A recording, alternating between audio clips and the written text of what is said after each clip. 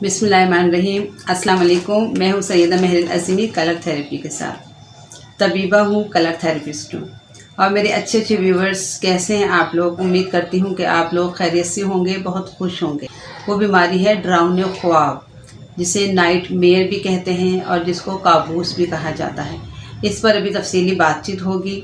आप सब लोग मेरी वीडियोस को पूरा देखिए, उसको लाइक कीजिए, शेयर कीजिए और मेरे चैनल को ज़रूर सब्सक्राइब कीजिए ताकि मुझे मज़ीद हिम्मत और हौसला मिले। मैं इसी तरह आपकी जो खिदमत है वो मैं करती रहूँ। कलर थेरेपी की बात कर लेते हैं।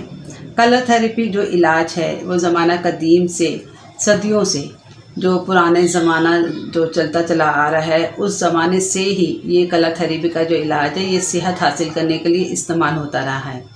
और इस इलाज का सेहरा पाकिस्तान में इंटरनेशनल रूहानी स्कॉलर और मेरे रूहानी उस्ताद ख्वाजा शमसुद्दीन अज़ीमी साहब के सर है कि उन्होंने इस तरीका इलाज को पाकिस्तान में इंट्रोड्यूस करवाया, जो कि बहुत ज़्यादा सस्ता भी है और बहुत ज़्यादा इफ़ेक्टिव भी है।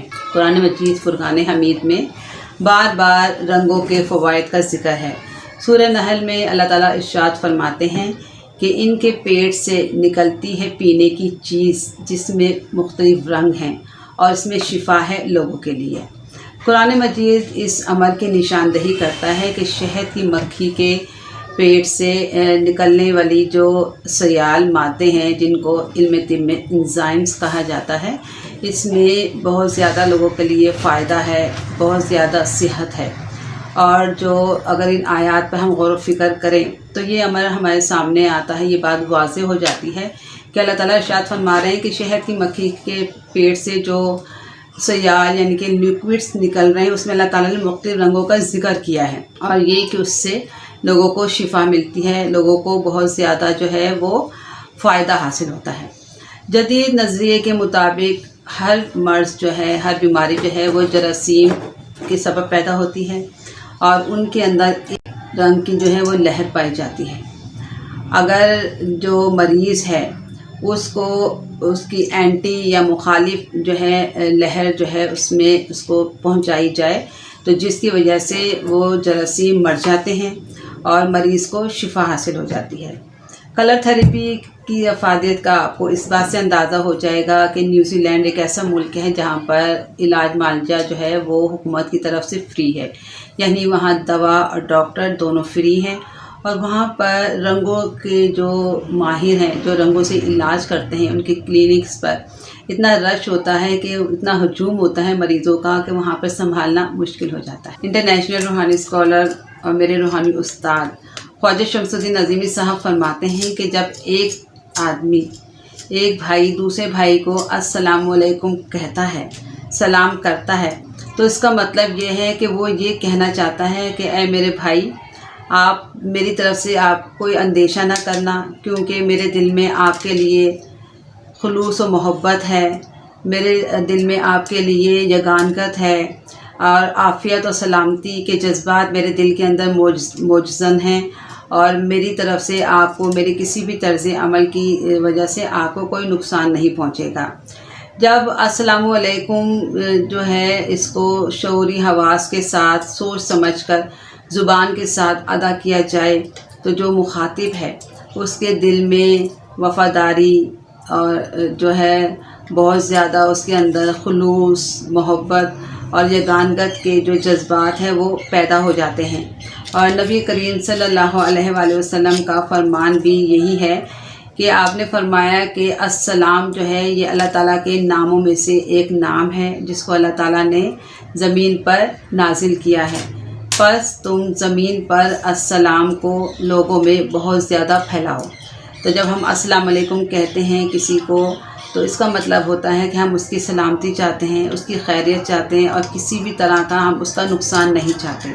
तो आप लोग भी जो है, आप लोग बच्चों को, बड़ों को, आपको चाहिए आप सलाम में पहल करें। अगर आप बच्चों को मिलें, उनसे कहेंगे अस्सलाम वालेकुम, तो बच्चों के दिलों में भी मोहब्बत पैदा होगी, खुलूस पैदा होगा, वो भी आपस में एक दूसरे को सलाम करेंगे।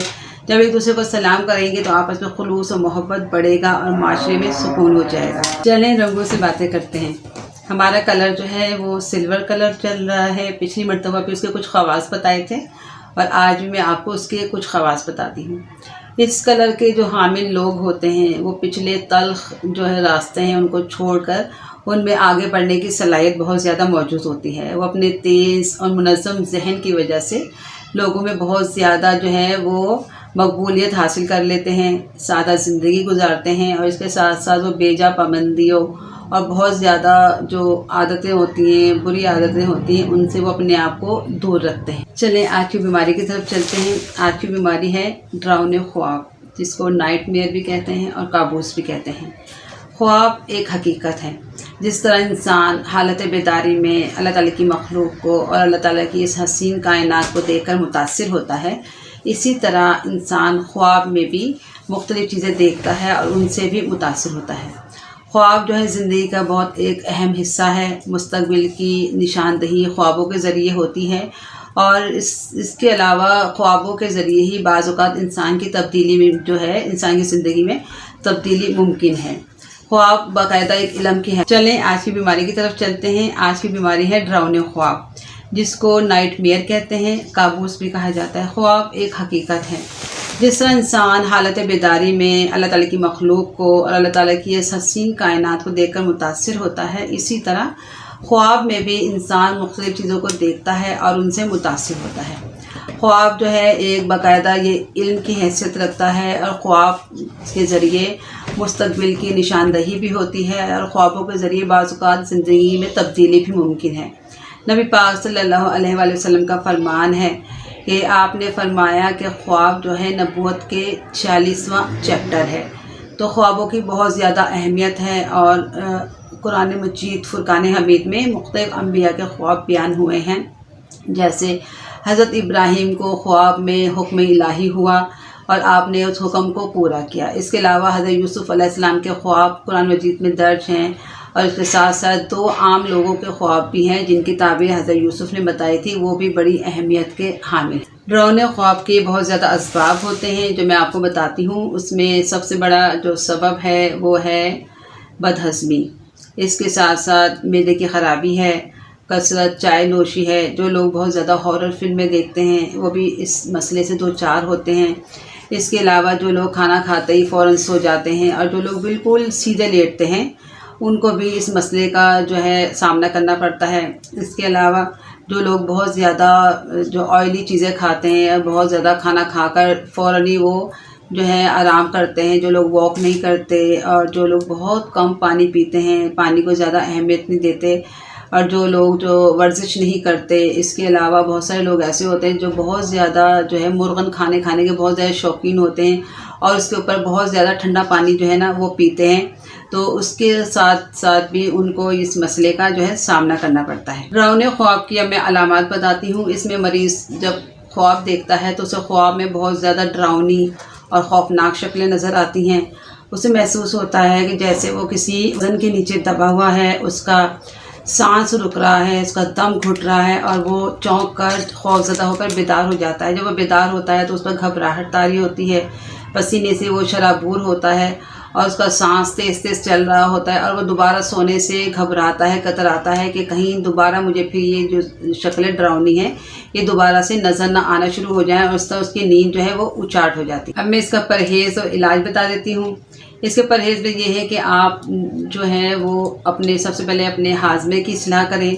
जितनी भी शकील चीज़ें हैं, तली हुई चीज़ें हैं, बादी चीज़ें हैं, उनको अवॉइड करें। कचौरी, समोसे, पराठे वग़ैरह और जितने भी ये भारी चीज़ें हैं, तली हुई चीज़ें हैं, उनसे अवॉइड करें। आप हल्की ग़िज़ा लें, आधा पेट खाना खाएं, खाने के बाद वॉक ज़रूर करें, पानी ज़्यादा से ज़्यादा लें, सब्ज़ियाँ लें, फ्रूट्स लें, बकरी का शोरबा है, मुर्ग़ का शोरबा है, चपाती है, ये चीज़ें लें। इससे आपका मसला हल होगा। और खाने के बाद अगर आप अदरक का मुरब्बा थोड़ा सा खाएं, वो भी आपके लिए फ़ायदेमंद है। पुदीने की चटनी वो भी इस्तेमाल करें, उससे भी आपको बहुत फ़ायदा होगा। इसमें आपने 1, 2, 3 ये 3 कलर का आपने कलर वाटर बनाना है। आप कैसे बनाएंगे? आप शीशे की 3 बॉटल्स लें, उनके ऊपर ये है सेलोफिन पेपर, एक पे नीले कलर का, एक पे येलो और ये ग्रीन। ये तीनों पेपर आप बॉटल पर शीशा टेप से चढ़ा दें। आपने स्टील के बर्तन में पानी उबाला, उसको ठंडा किया और आपने बॉटल की नेक तक, ये बॉटल की नेक तक आप इसको भर लें और इन तीनों बोतलों को लकड़ी के एक टुकड़े पर फासले से रखें ताकि एक दूसरे पर इनका शेडो ना पड़े। सुबह 10 बजे से शाम 4 बजे तक आपने सिर्फ एक दिन रखना है और उसके बाद आप उठा लें और उसको 3 दिन आपने इस्तेमाल करना है। इस्तेमाल का तरीका मैं आपको बता देती हूँ। ये जो नीला कलर ऑफ वाटर है, नीली शुआओं का जो पानी है, ये आपने सुबह शाम पीना है आधा आधा कप। और ये जो जर्द शुआओं का पानी है, ये आपने दोपहर और रात को खाना खाने के बाद। और ये जो ग्रीन है, ये पानी आपने रात को लेना है खाने के बाद। इन तीनों पानी में आप 1-1 घंटे का वक्फा रखिएगा। इसके अलावा आपने एक काम और करना है, ये है ब्लू सनरेज कलर ऑयल। ये नीले रंग का शुआओं का तेल है। ये आपने अपने अंगूठे से उंगलियों की पोरों के ऊपर आपने अच्छी तरह से उल्टे दायरों में मसाज करना है 5 मिनट सुबह शाम। और ये येलो सनरेज कलर ऑयल है, ये आपने नहार मुँह अपने पूरे पेट पर उल्टे दायरों में 10 मिनट तक इसका मसाज करना है। इससे आपका डरावने ख्वाब का मसला हल हो जाए। डरावने ख्वाब का जो एक हर्बल रेमेडी है वो बताती हूँ। ये है इस्तुखुतूस और ये है मिस्री। आपने क्या करना है, इन दोनों का आपने हम वज़न लेना है, उसका सफ़ूफ बना लेना है और उस सफ़ूफ का 1 चाय वाला चमचा आपने रात को सोते वक्त पानी से ले लेना है। इससे आपके डरावने ख्वाब की जो बीमारी है वो दूर हो जाएगी। बहुत खुश रहिए, दूसरों को खुश रखिए, अल्लाह ताला की नेमतों का शुक्र अदा कीजिए। अल्लाह ताला आपका निगहबान हो। अल्लाह हाफिज़।